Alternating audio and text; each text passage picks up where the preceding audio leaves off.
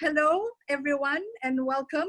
I am Rosanna Issa from Malaysia, and I'll be taking you through the contribution of Malaysia to the WOW Global 24 Festival. I am an activist on Muslim women's rights in Malaysia, and together with a group of activist friends, we have come together and we are delighted to be partnering with the WOW Foundation to bring you important and urgent discussions from Malaysia, as well as some fantastic performances from artists and performers from all around Malaysia.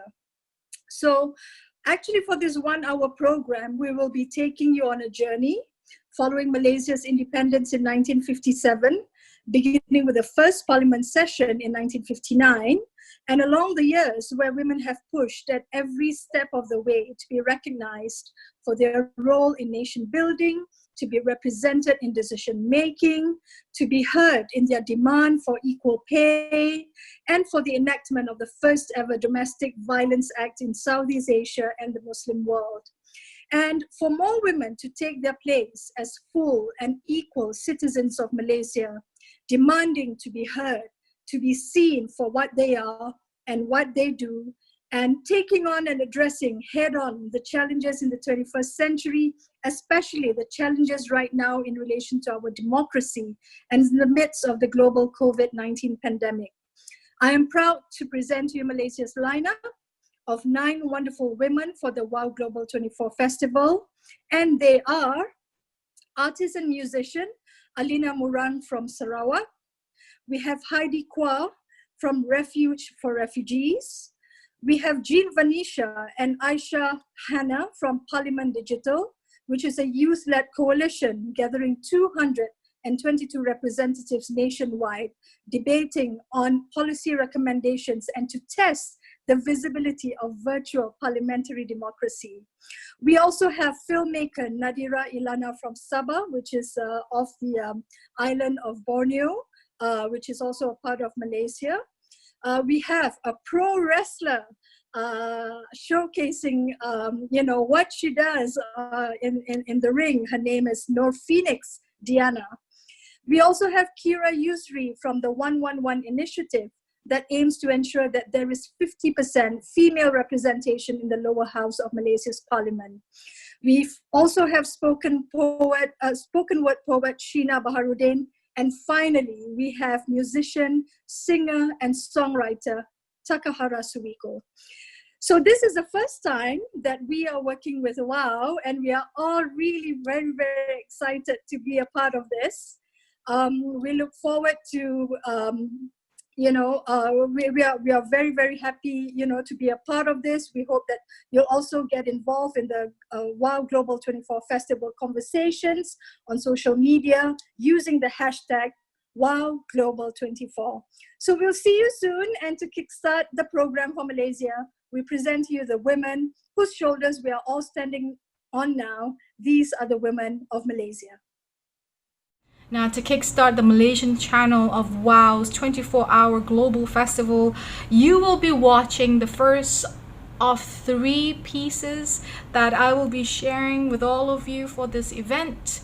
And this first poem is entitled Ask Me Where I Came From.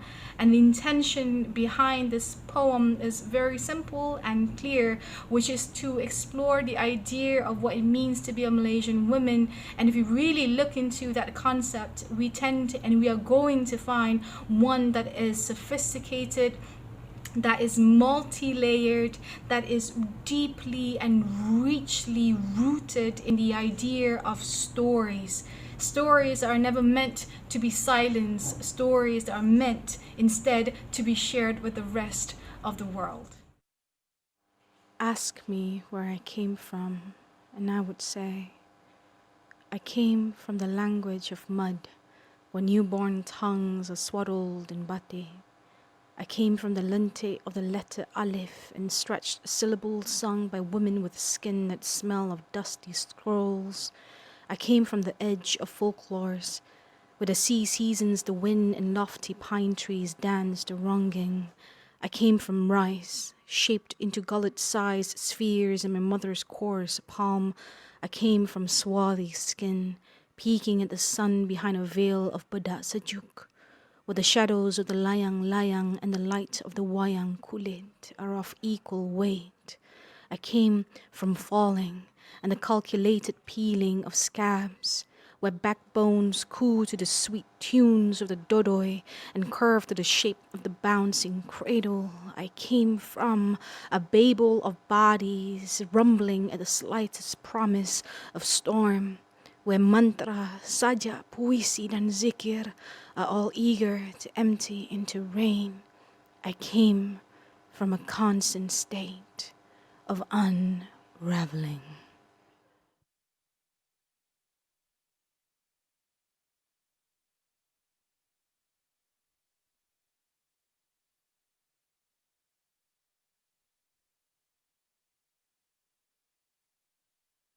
Kalau you asyik fikir pasal orang lain, you won't go anywhere. At the end of the day, you kena buat benda yang you happy.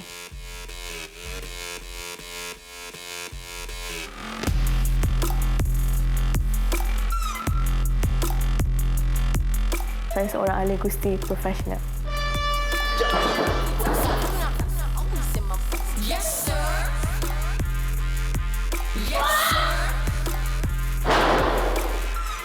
So if you have a passion or dream, just go for it. Selagi you tak cuba, selagi tu you tak tahu apa you punya kebolehan. Bila saya bergusti, saya dapat keluarkan satu persona yang saya tak tahu yang saya ada. Dan sebabkan gusti jugalah saya gain more confidence.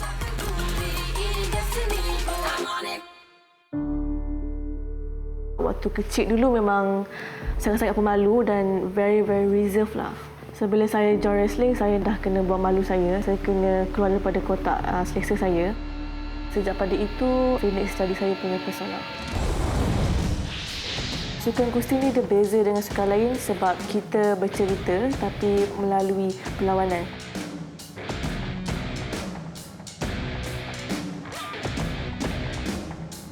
Coach memang tak ada beri layanan yang special. Lelaki dengan perempuan sama je. Bila nak train tu, coach suruh kita orang train dengan lelaki. Pada mulanya memang sangat suffer. Sebab saya tak pernah ada sports background. Tapi lama-lama saya boleh cope dengan dia punya training.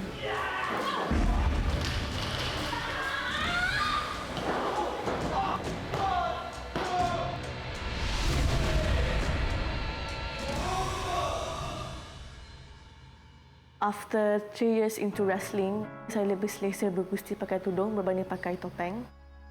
Semasa buka topeng tu rasa sedih dan gembira. Sedih sebab topeng tu has been part of my journey. Gembira sebab I can finally be more of me.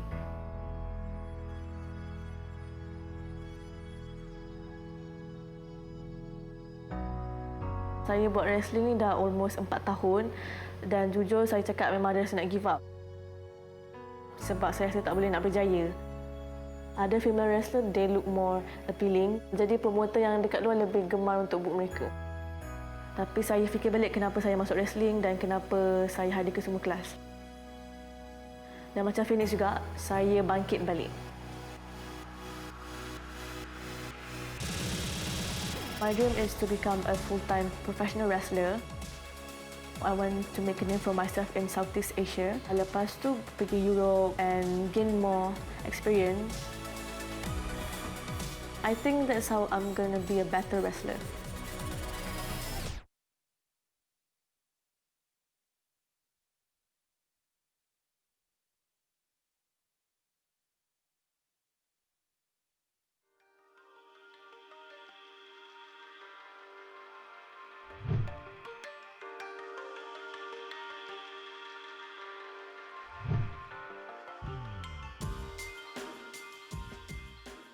The 111 initiative see 50% of women in parliament.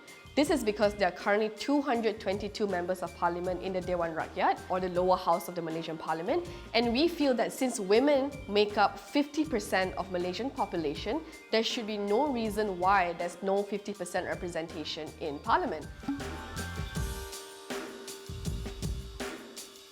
Hi, Hi, my name is Qyira. I am 26 years old. I am the co-founder of Undi 18 and also leading the 111 initiative campaign. I started Undi 18 with my partner Tharma when we were in the US in 2016 as we were students, and this year we are working on it full-time to further empower more young people in Malaysia to embrace their democratic values. One of the problems that we've identified in regards to women representation is not necessarily not enough women interested in politics. And the solution to that, I believe, is not just about imposing quotas. It's about how do we look at the political culture in Malaysia overall that empowers women, that mentors women, that provides an equal amount of playing field when it comes to women's political participation. And the problem somewhat is similar to youth political participation, right? When we look at young people's participation or women's participation, are they seen as a diversity quota? Are they only seen, you're a woman MP because you're a woman?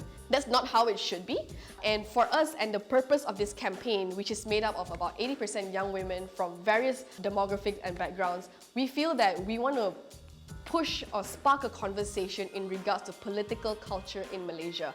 When you look at political parties, for example, why do we still have women wings? Why do we still have ketua wanita or women leader of political parties when there's no reason except to give a seat, just to give a position to women, and that's not how it should be. If you had a similar thinking capability, there is no absolute reason why there should be separation. So for us and our campaign, we hope to be able to run programs, create conversations, and most importantly, asking existing political parties, asking existing male political leaders, what are you doing to push for more diversity within your own party? What are you doing to mentor more young women, more youth even, to ensure that your party represents the Malaysia that we all want to see? So that's mainly the work of the 111 initiative. I think women's wings of party are not entirely irrelevant because they do good work, right? When you look at how many of the women's wing of political parties, you see them campaigning for candidates. You see them going door to door, speaking to constituents. You see them preparing for campaign ceramah, campaign lectures. You see them on the ground, selling t-shirts, asking for donations. These are the work that women also contribute to a political party. I think the question that we need to ask afterwards is that how are they involved in the decision-making process as well? Are we just using them to garner votes? Are we just using women to do the difficult work, the dirty work, without involving their voices and their perspectives when it comes to lawmaking and even decisions made within the political party? How many political parties' supreme councils actually have women at the top, actually have women even involved in these circles when it comes to making decisions, especially in Malaysia, where politics is so much about coalition politics? How many times are young people or women's voices are being taken into account when decisions like these are being made? So I think that's also one of the bigger questions that we need to ask as young people, or especially as young women who want to make it, who want to be a politician, who want to represent our community. Before we can say that we represent our community, do we even know whether we're given the space and the platform to speak up? I think that is the important question that we are trying to ask. If you look globally, the world is ready for female leadership. The world is ready for more female voices in corporate governance, world governance, political governance. Look at, right now we're in the COVID-19 pandemic, which is the reason why we are doing this whole event anyway. You can see that countries that has female leadership or strong female leadership have shown very different results when it comes to the COVID-19 cases. I hope that this proves that, Malaysia in particular is ready for a more powerful female leadership. We've already had one female deputy prime minister. Is it so crazy? Is it so alien of an idea to have a female prime minister as well? I don't think so. I think we are past due for a Malaysian female prime minister.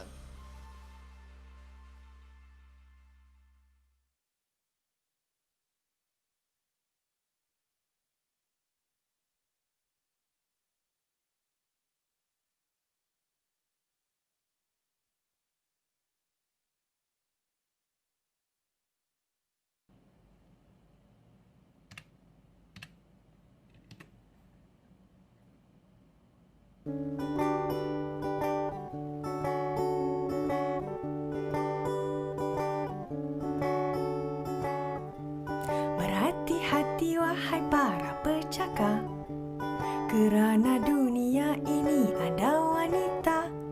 Wanita yang punya banyak kerana, yang punya wang dan juga punya kuasa untuk melemahkan punaimu.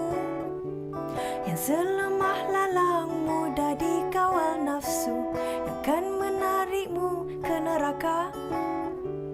Kerana iman yang senipis bawang dikupas begitu saja, sehingga akalmu melayang terbang ke udara. Akal yang konon 9 hilang entah ke mana. Adakah ini rupanya ketua keluarga yang tak reti jaga, bodoh yang meliar? Mengapa perlu dibilang awas pada wanita, walhal yang buat hal semua setan tak guna? Kan perempuan ni lemah, tak reti jaga diri. Apa kata suruh lelaki pakai otak sendiri? Pakai otak sendiri.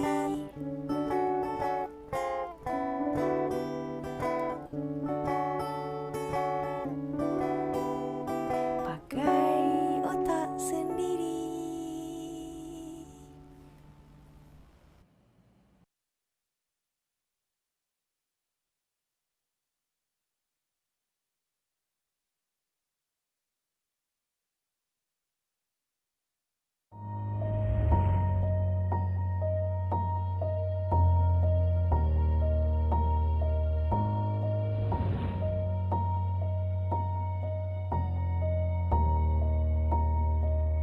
During the COVID-19 pandemic, there has been a spike of hate speech targeted towards the foreign workers in our country, and this includes the refugee and migrant community. This has been further amplified following the arrivals of a few boats from Myanmar that came to our borders. People think that these foreigners bring in the virus, so it became a debate about them and us. But our team chose to see it differently. We chose to look at them as people who are hurting. We chose to look at them as humans who are in need. And because of that, we have worked with a collective of 4 organizations to serve over 48,000 refugee communities over the past 13 weeks with grocery aid so that they can continue putting food on your table for their families. Hi, my name is Heidi. I am the founder and director of Refuge for the Refugees, a non-profit organization that seeks to raise awareness regarding the plight of refugees in Malaysia, as well as provide education for refugee children. We started back in 2012, started when I was 18 years old. Working with the community, working with the refugee community, got me understanding what privilege looks like a lot more. I went in to teach and to give, but these kids taught me so much more in return. 4 months into teaching, we went into the headmaster's office and said, hey, college starts for us, we need to focus, that's what our parents tell us to do. And that's why the headmaster told us the school was about to be closed down due to lack of funds. I remember at that very moment, I started thinking that I was pursuing higher education, something that I didn't really need to. I mean, growing up as a city girl, I knew that I would be going to college one day, but these kids were being robbed of their only access to education, and what was I going to do about it? And that's how Refuge for Refugees started as a project and then turned around into a non-profit organization. A lot of times, Malaysia acts as a transit point before refugees get resettled to countries like the US, to Australia, to New Zealand. And this transit can take anywhere from up to 5 to 10 years or even longer. Because of the limbo that refugees are in, and because they don't have access to basic human rights, it is often a big struggle for them in the country, trying to survive, trying to feed their families, trying to keep a roof over their heads while keeping safe before they get resettled onto a safer country. As of April 2020, there are about 180,000 refugees registered with the UNHCR. These refugees come from many countries like Pakistan, Somalia, refugees from Syria, and a large community come from Myanmar, representing the Chin and the Rohingya community. Refuge to Refugees have about 35 schools under umbrella. Because refugees in Malaysia do not have access to education, as an organization, we strive to provide these kids with an education that empowers them and prepares them for when they get resettled. That is why we run schools using international syllabuses so that they can be prepared for resettlement when the time comes. At the moment, we have about 3,000 kids registered with us in our schools. And over the years, you've seen these kids grow in leaps and bounds. When we first started 10 years ago, these kids couldn't speak a word of English. They couldn't read or write in English at all. We've actually got this kid, her name is Bochin, and she just received a scholarship in one of the top universities in the US. The heart of it is for the community to come a full cycle, to end up giving back to their own communities and giving a voice to their own communities. As much as I believe in being a voice for the refugee community, I also really strongly believe in giving them back the voice and including them in decision making and giving back to their communities.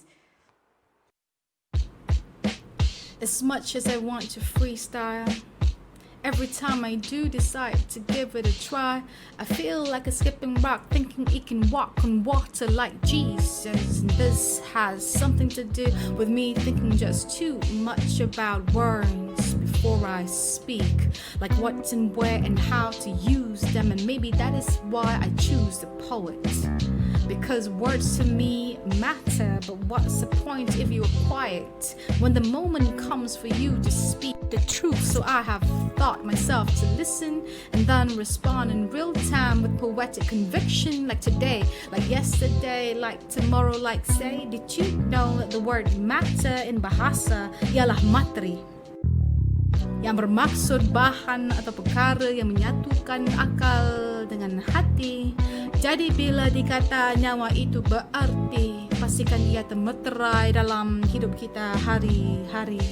Karena the word matter also means a story, a sequence of events embodied, so check it. The word materi and matter both go back to the word mata, a word meaning mother, which is the same word last uttered by George Floyd before he drowned under the knee of another. Mungkin juga ianya kata terakhir yang ditutur oleh bibir 32 Rohingya yang maut in the Bay of Bengal. Seperti sang putra Nepal yang baru-baru ini dijumpa mangkat tak dijulang di balai polis jenjang. Usah perlu berfikir terlampau panjang. There is no difference between these murders and the first blood spilled by the hands of Cain. A mother still wails in pain, not the loss of Habil. So yes, it is a substantial matter that matters that we all speak out together. And if we aren't able, then let our limbs do the job. And if we still can't, then let it grow wild from the cracks in the concrete of our subconscious. Biarkan ia tumbuh bernafas. Let its bark be equally vicious to its bite. Let it catch fire. Let it burn bright in the forest of the night. Burn bright in the forest of the night. Let the world see this fearful symmetry, this darkness we have exchanged with the powers that be for the comfort of a good night sleep.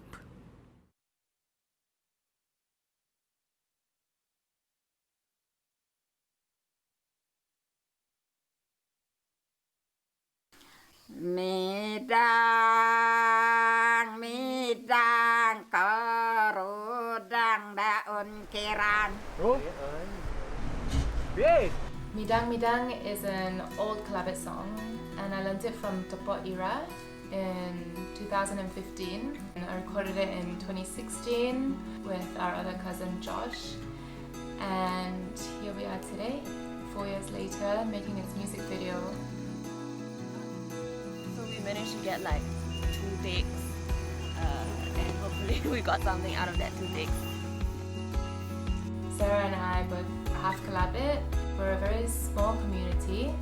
We're about 4,000 people, and our language is endangered, which means that it could die off or disappear in our generation. And this song is in the Kelabit language. From the beginning, we kind of had the same vision in terms of like preserving culture, but also making it relevant.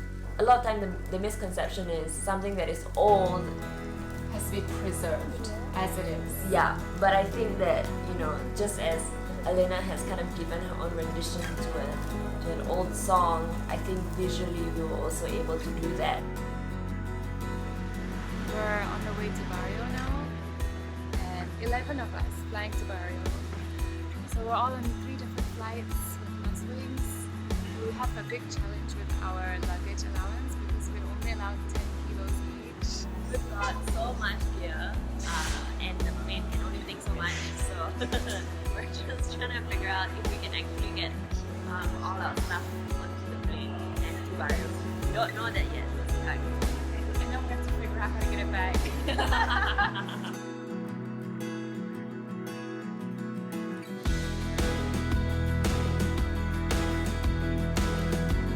Check it out, man. It made it here. It made it here.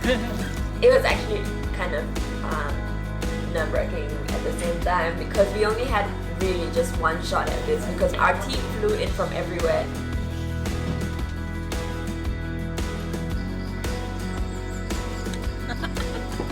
Just give me something.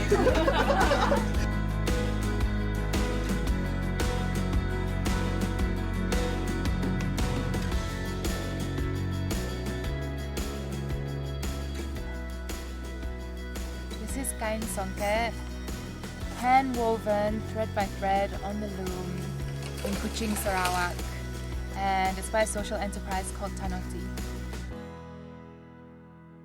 Well, I wanted to try and work specifically with Sarawakian fashion designers, and we managed to do it. Dear Martin, I baptized your dress in the sea of Tusan Beach, Miri, your hometown. I think in selecting the locations for the music video, besides Barrio, we chose to shoot at Tusan in Miri. When we shot at Tusan Beach, that was my first time there, and it's beautiful. It's so stunning. We had a lot of people who came alongside us as we were going along to help us, and I think that was really, really great. People from the community, people from families, and that actually contributed to us being able to do the shoot well and smoothly, I would say. So we're really, really thankful for every single person that came along every step of the way.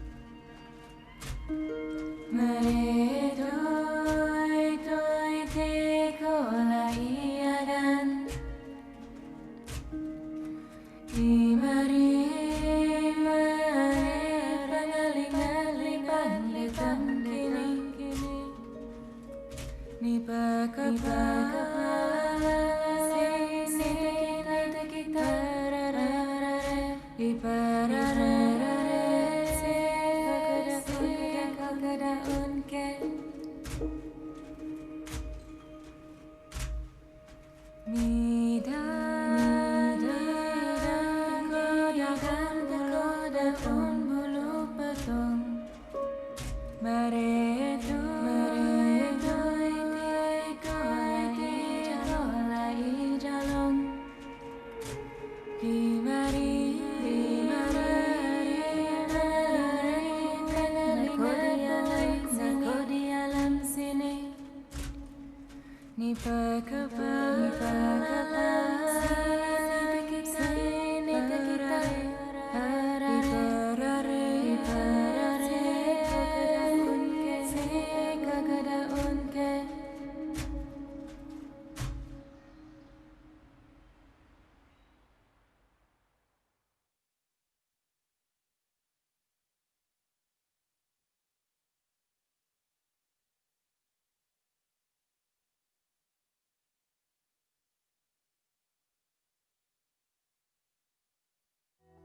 name is Nadir Elana. I am a filmmaker from Kota Kinabalu, which is a coastal city located in Sabah, Borneo, Malaysia. Even though as a Sabahan, I don't have a cinematic language or cinematic history, I think the process of me trying to make films is trying to understand what does a Kadazan Dusun film look like visually if a Malay film doesn't really speak for my identity, for example.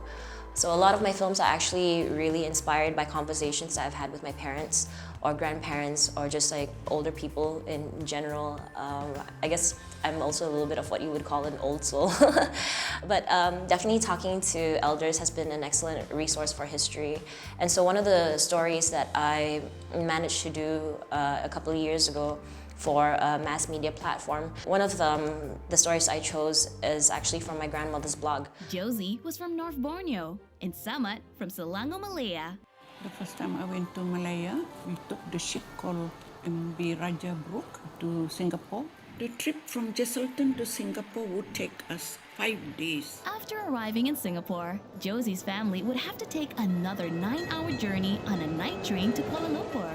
And I saw my husband walk over to this old man and then hug his old man. So I understood that this old man must be my father-in-law. And so people who are not aware of the geography of Malaysia, today it takes about 2.5 hours to fly from Kota Kinabalu to Kuala Lumpur. And Malaysia is sort of like separated by the South China Sea, which is a very large body of water.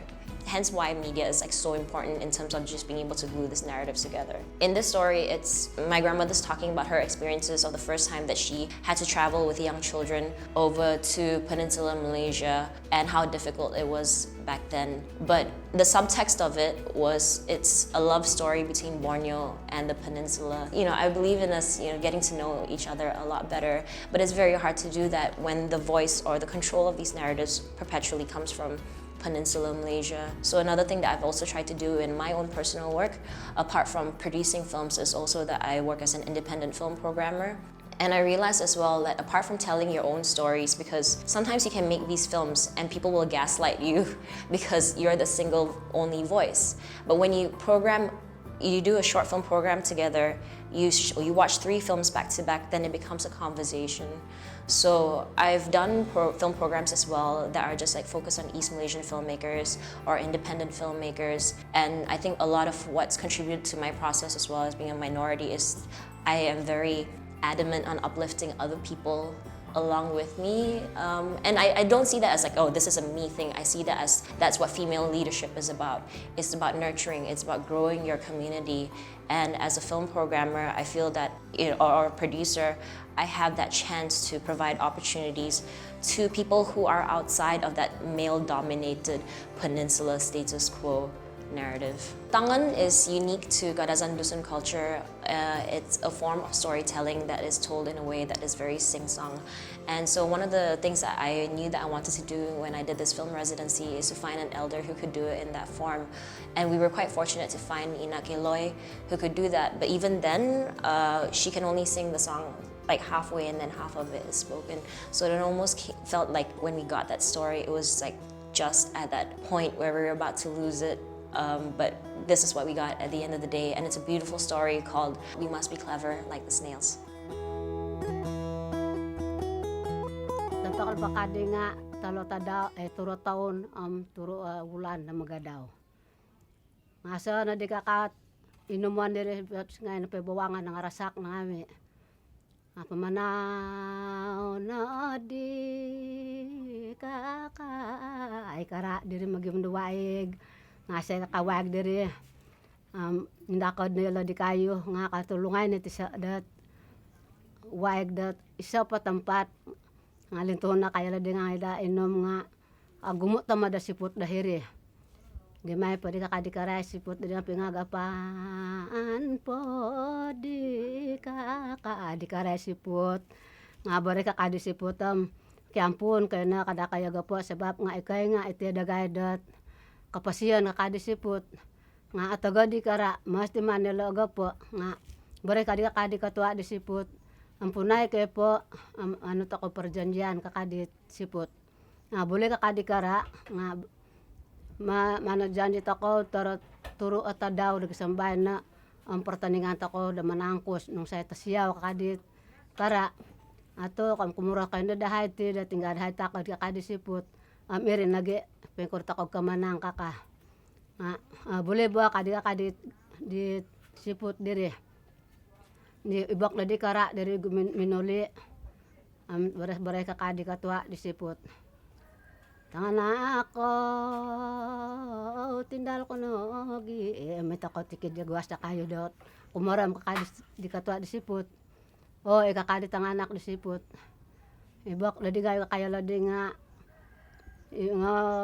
naditikid dito ni karam di gwas di kayo dagisam na nakarikasi timpak dan nulo sebab nga pagangatan na pa dit kara da manangkos na gisam da karkat sirin nulo nung saya tasiyaw manangkos nga pe kuragya tasiyaw itontul siput abis nga enggagya dala da takad nga ri sarah dala di supaya ka manang mineman ta sa dia elaw ni sakat tiri guasta kayo jadi karkat adi katurut ta daw di nga karkat adi kara nga ako na di serat ako mula da manangkos kakadi kara ba amako na kakadit ikatwa di siput nah rayat na yala dihirid itisan di bawang diri panangkos na di yala di nga herit tahuri di wakan siput dit aw minementad sakat dawato kayo nga erak na kay karadi to memang pemanang nila tasaraw nga panangkos na kay karadi nga tul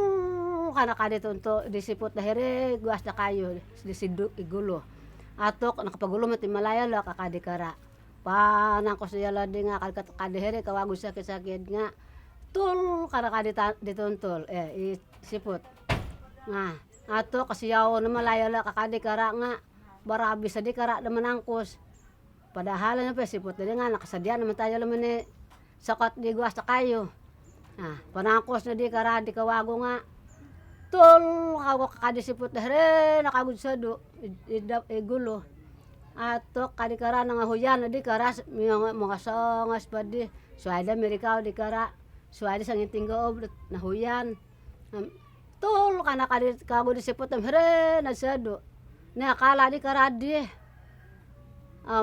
na bare kadi kadala di pagula di kara di bare kadi kadisipot na nakamanang kay na diti nga ikay na dia kanun laway ka dia ka di siput nga asusa na dia ginaw di kara nga pa dala dengan inumay iri na dia tak sara di tuntuler jadi pengkura pa ita ako to sabaga ay manusia nga pengkura ta ka dat mga tas di kasusaan na ginata ko nga magyum ta ko sara supaya kasaliwan ta ko di kasaan na ginata ko panday-panday ta ka umusaraw ngay panday tuntul to nga hakad nga alongan nga panday lamin nga atas supaya salamat yati adita ko nga paghihom to ko na sarata ko supaya salamat ta ko numi kasana ginata ko pagyum ta ko pangatas iri supaya edu ikasana ginata ko na iri na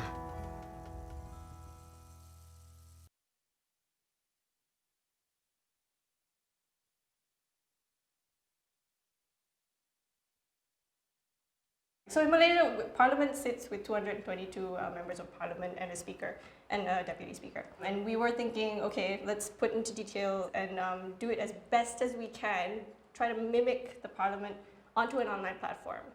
And that was the big idea.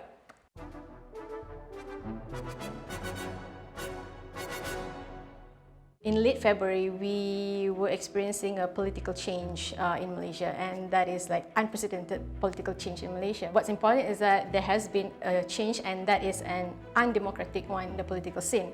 So that also happened when Malaysia is already experiencing COVID-19. A lot of people were looking at really form cabinet to come up with solutions on how to face COVID and how to face these political changes, and also how to face consequences that will come after COVID-19. So when it was announced that Parliament is going to sit for 1 day, and that is also only going to be like a speech from the Agong, a lot of people are questioning, why aren't you taking this matter seriously? Why is there no urgency in sitting and discussing and putting aside your political differences? There was an article that said that Parliament would take a year to adapt to an online sitting.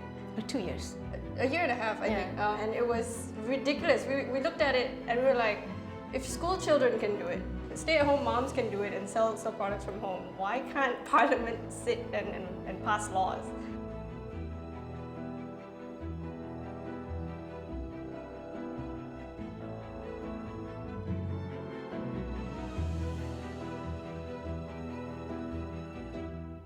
So initially we have like this one objective, which is to tell the government that you have to convene, you have to have a parliament sitting, discuss things, and do whatever it takes for you to solve a lot of these issues.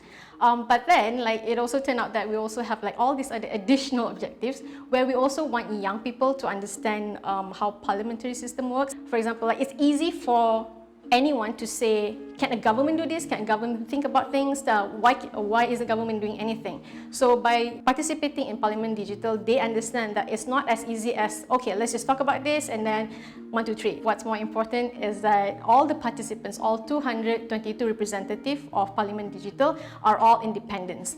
This is very important because we do not want to bring politics into this. It is about politics, but we don't want to take into account the whole situation that is engulfing Malaysia right now into Parliament Digital, because that's what we're trying to avoid. So all they need to focus on are the issues and how to solve them, and to teach them about good politics.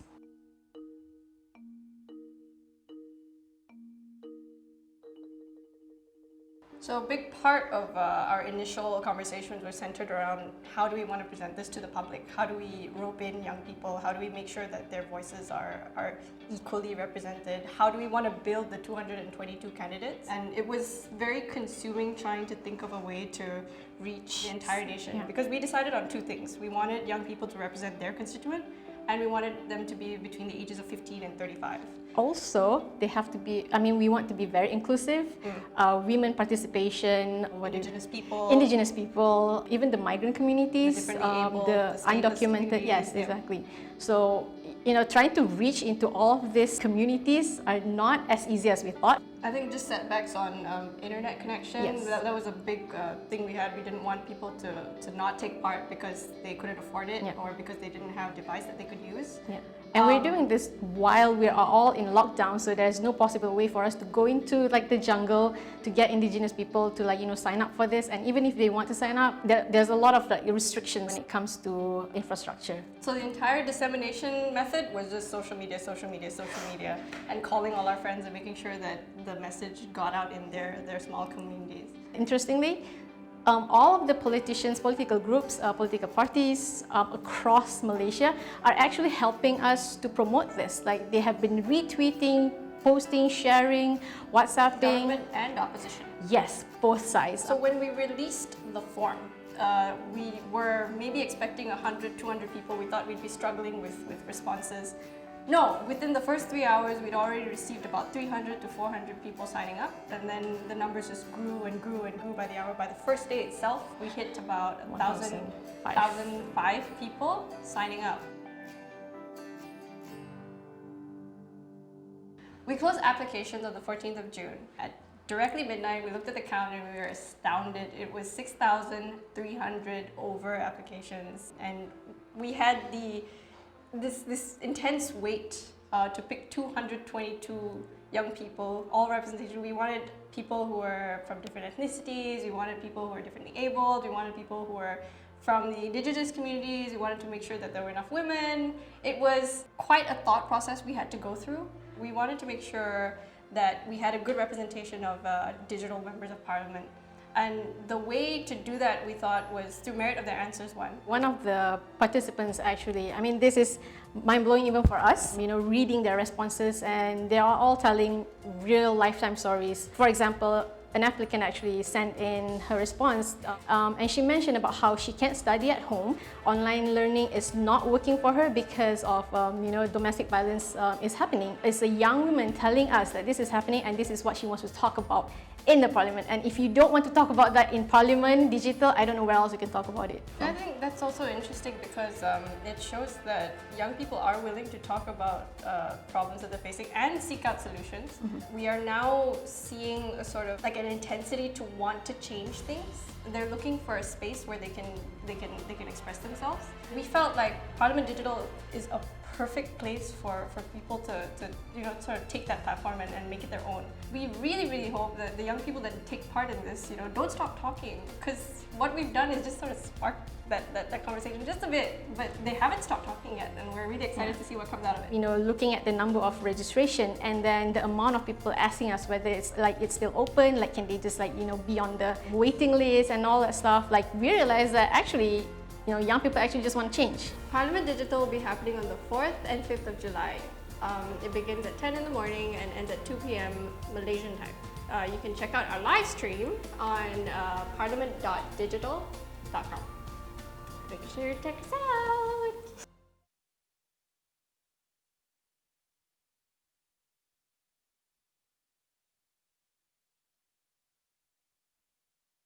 This poem that I'm performing is dedicated to all of you, and basically I think it's most of us who may find ourselves in a situation where we are very much conflicted in terms of being who we want and being caught in the sort of place that we are born in. It could be the religion, it could be culture, it could be race, it could be anything, it could even be the body.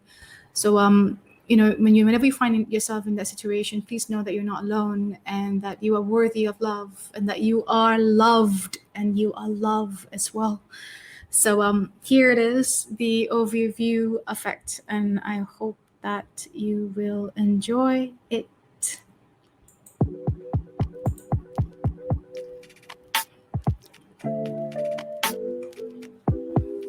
So there is a term used by scientists to describe the sudden shift of consciousness experienced by astronauts upon seeing the Earth from space for the very first time.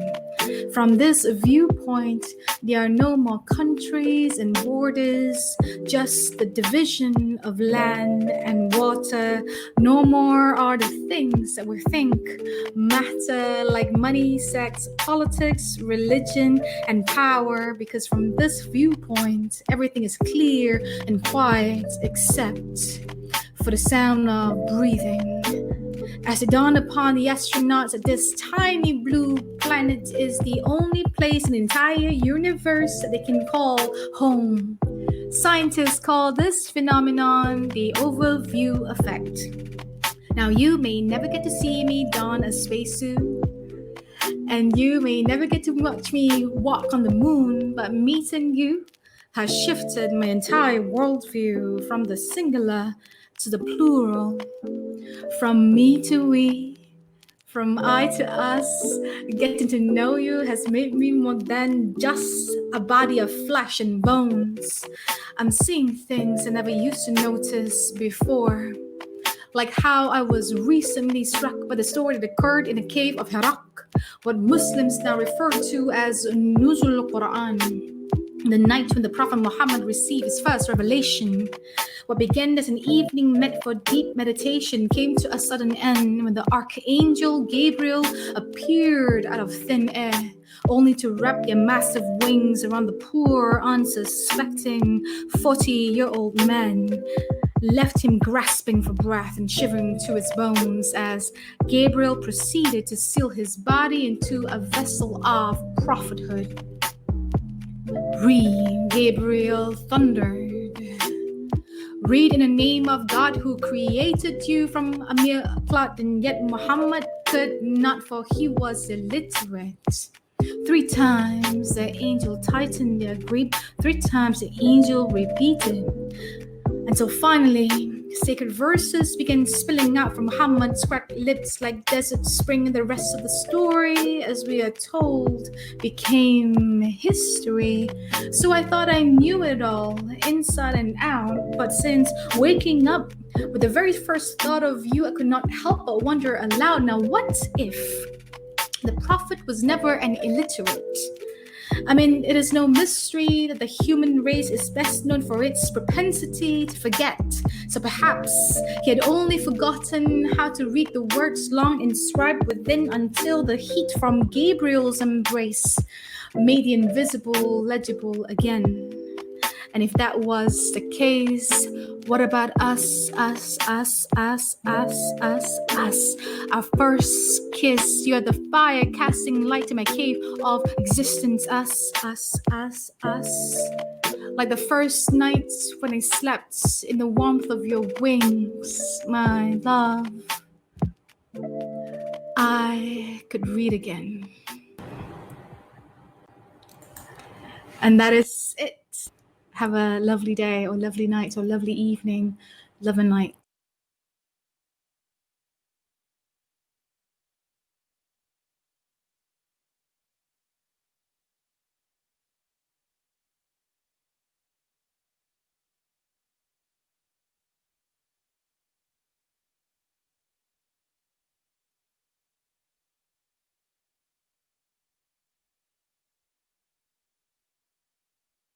Hello, hi everyone. I hope you really enjoyed the program, the 1 hour program for Malaysia just now. On behalf of my friends, Ivy Josiah and Marina Mahathir and I, would like to say thanks to the WOW Foundation for bringing the festival together and to their global funding partner, Bloomberg, and founding partner, MasterCard, for making the foundation's work possible. I'd also like to say to give a huge thanks to all of the artists and speakers who joined us today for the festival. We are all so proud to have a diversity of amazing, talented, courageous, and inspiring women share with the world their ideas and their breakthroughs in both causes and expressions. Women expressing themselves and showing the way on how democracy can be better served when led by the youth, how getting to know ourselves and who we are is a journey of discovery and leads us to embrace our heritage with our own eyes and our own experiences. How women are reaching out and doing all they can to help meet the needs of and also elevate the visibility of communities who are often unseen and unheard, especially in times of crisis. How expressions of music, art, and sports know no boundaries. Women are out there smashing patriarchy and all the walls and ceilings that confine us to what they think we are supposed to be. It's just so amazing to witness not only the possibilities, but how these women are making them happen and turning thoughts and dreams into reality. I'd also like to take a moment to acknowledge our working partner who have supported today's contribution to WOW Global 24 Festival, particularly Lena Tan and all the wonderful crew at 3R Media who put together this amazing program for the world to witness and enjoy.